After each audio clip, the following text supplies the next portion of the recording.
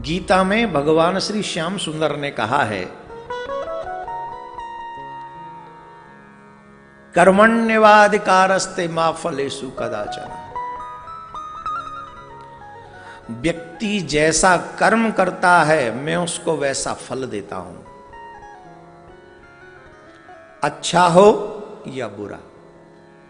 कार्तिक मास में आपके प्रत्येक कर्म का फल आपको अधिक लगता है, चाहे आप अच्छा कर्म कीजिए चाहे आप बुरा कर्म कीजिए, यह आपके ऊपर डिपेंड है। हमारे किसान भाई जानते हैं, बीज बोओगे चाहे कम या ज्यादा फसल मिलेगी। जीवन रूपी खेत में कर्म ही आपका बीज है, कम हो या ज्यादा काटना आप ही को है। आपके किए हुए कर्म से आपको कोई बचा नहीं सकता। आप इस बात को ऐसे समझिए।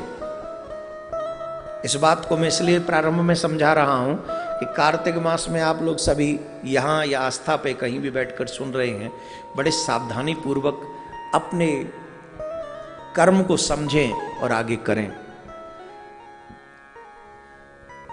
एक राजा था एक राज्य का, सभा में बैठा हुआ था। अचानक से उसके दिमाग में, बुद्धि में एक विचार आया, जिस समय मैं पैदा हुआ, मेरा जन्म हुआ, उसी समय पर, उसी दिन, उसी पल, उसी क्षण और भी लोग जिनका जन्म हुआ होगा,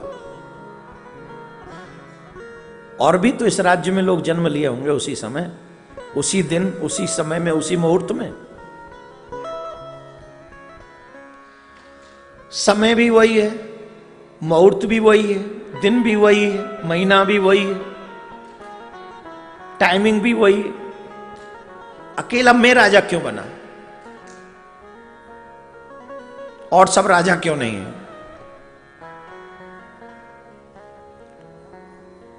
अब संदेह छोटा तो था नहीं, प्रश्न छोटा तो था नहीं।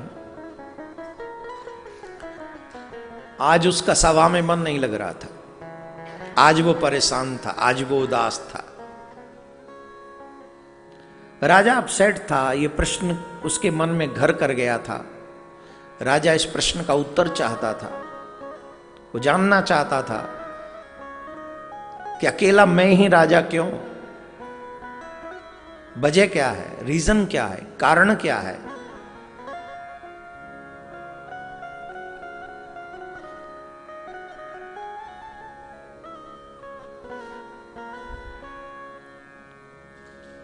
सभा बुलाई, विद्वानों को बुलाया और विद्वानों के सामने एक ही प्रश्न,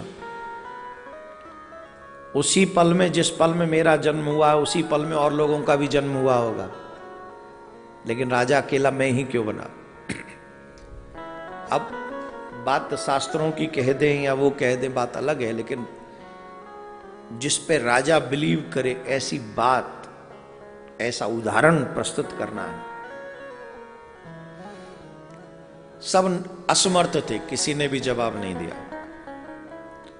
राजा परेशान होने लगा तो एक वयोवृद्ध व्यक्ति थे, उन्होंने कहा, देखो तुम्हारे प्रश्न का उत्तर हमारे पास तो नहीं है, पर जंगल में चले जाओ, वहां एक महात्मा है और बड़े तपस्वी महात्मा है, हमको ऐसा लगता है वो तुम्हारे प्रश्न का उत्तर सही देंगे।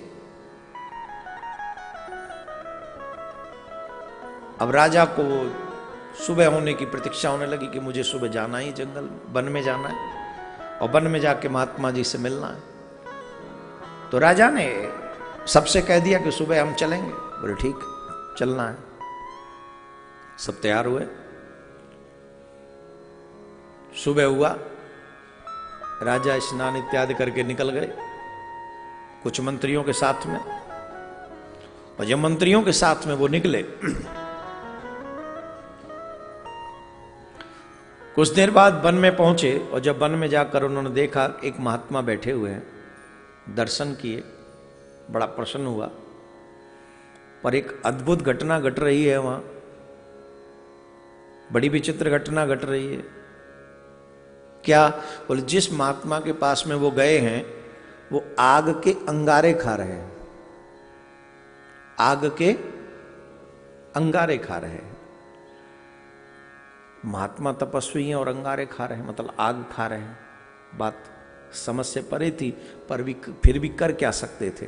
प्रणाम किया और राजा ने कहा कि मैं आपके पास एक जिज्ञासा लेकर आया हूं, मैं आपसे कुछ जानना चाहता हूं, मैं जानना चाहता हूं। प्रश्न किया, जिस समय में, जिस मुहूर्त में, जिस दिन में, जिस महीने में मेरा जन्म हुआ, उसी समय में, उसी महीने में, उसी मुहूर्त में और बहुत लोग इस राज्य में उत्पन्न हुए होंगे, पर राजा अकेला मैं ही क्यों बना? संत अग्नि खाते रहे और कहने लगे, तेरे प्रश्न का उत्तर मेरे पास नहीं है, जा आगे चला जाए, एक और महात्मा बैठा होगा, उससे जाके पूछ। राजा को लगा इनके पास आया, अब इन्होंने भी आगे खिसका दिया, पर प्रश्न का उत्तर चाहिए था, इसलिए राजा आगे गया। आगे गए, वहां जाके देखा, महात्मा को प्रणाम किया, एक बड़े श्रेष्ठ संत से वो विराजमान है। वहां पहुंचे तो वहां भी एक घटना घट रही है अजीब सी, और वो अजीब घटना यह है कि महात्मा माटी का भक्षण कर रहे हैं, बार बार मिट्टी खाए जा रहे हैं, बार बार मिट्टी खाए जा रहे हैं, बार बार मिट्टी खाए जा रहे हैं। एक आग खा रहा है, एक माटी खा रहा है। राजा ने पूछा, मेरा प्रश्न है, मैं अपना प्रश्न लेकर आपके पास आया हूं। प्रश्न है, अकेला राजा मैं ही क्यों बना? उसी समय में और भी लोग उत्पन्न हुए होंगे, जन्म हुआ होगा। तो महात्मा बोले, तेरे प्रश्न का उत्तर मेरे पास नहीं है, जल्दी चला जाए, एक गांव में एक व्यक्ति मरने वाला है, उस व्यक्ति से जाके मिल, वही तेरे प्रश्न का उत्तर देगा, और सुन, लेट हुआ तो वो मर जाएगा। शहर से आए वन में, वन से जाओ गांव में, यात्रा है, करनी पड़ेगी। अब राजा दौड़े, उस व्यक्ति का नाम पूछते पूछते उसके घर तक पहुंचे। वो व्यक्ति चारपाई पे पड़ा हुआ है, मरने की प्रतीक्षा कर रहा है। राजा ने कहा, आपके पास आया हूं कुछ जानने के लिए। अरे बोले, मैं तो मरने वाला हूं, अब क्या जानोगे मुझसे? अरे मुझे महात्मा ने भेजा है आपके पास, क्या आप ही के पास है मेरे प्रश्न का उत्तर? बोले, कौन से प्रश्न का? प्रश्न क्या है तुम्हारा? तो बताया, जिस समय में मेरा जन्म हुआ, जिस दिन, जिस महीने, जिस मुहूर्त में, और भी तो लोग जन्म लिए होंगे, पर राजा अकेला मैं ही क्यों बना? बोले, राजा अच्छा हुआ तू समय पे आ गया, नहीं तो मैं मर जाता। सुन, तुझे एक कहानी सुनाता हूं, बड़े ध्यान से सुनना।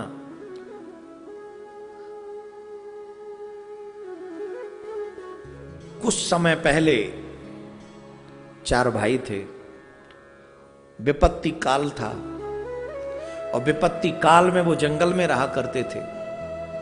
कई दिनों बाद उन्हें भोजन करने को मिला, पर जैसे ही वो भोजन करने बैठे, वहां पर एक बाबा जी आ गए।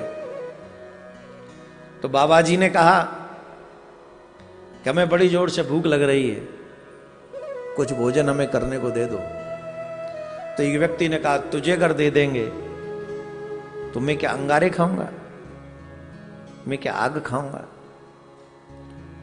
दूसरे के पास गए, भाई भोजन करने को दे दे, भूख लग रही है। दूसरे ने कहा, तुझे दे दूंगा तो मैं क्या मिट्टी खाऊंगा, मुझे भी तो जिंदा रहना है। तीसरे के पास गए, उससे कहा, भैया भोजन दे दे करने को। तीसरे ने कहा, तुझे दे के क्या मैं मर जाऊं, भूखा मर जाऊं? सबसे छोटे के पास में गए, और सबसे छोटे के पास में जब गए, महात्मा जी, तो उस व्यक्ति ने, उस छोटे ने अपने भोजन की थाली उसे दे दी, खुद भूखा रहा और महात्मा को पेट भर के भोजन करा दिया। बोले, इस कहानी से मेरे प्रश्न का उत्तर कहां मिला? बोले, इसी कहानी में तेरा उत्तर है। जानता है, वो जो अंगारे खा रहा था ना, ये वही बाबा जी है जिसने कहा था तुझे दे दूंगा, मैं क्या अंगारे खाऊंगा, मैं क्या आग खाऊंगा। जिसने ये कहा था मैं मिट्टी खाऊंगा,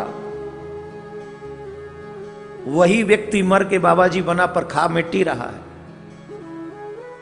और जिसने कहा था कि मैं तुझे दे दूंगा तो मैं क्या मरूंगा, वो मैं हूं। मैंने उसे नहीं दिया पर अब मैं मरने के लिए तैयार पड़ा हूं। रही बात वो चौथे की, जिसने अपना भोजन भी दे दिया था, जानता है वो हमारा सबसे छोटा भाई तू है।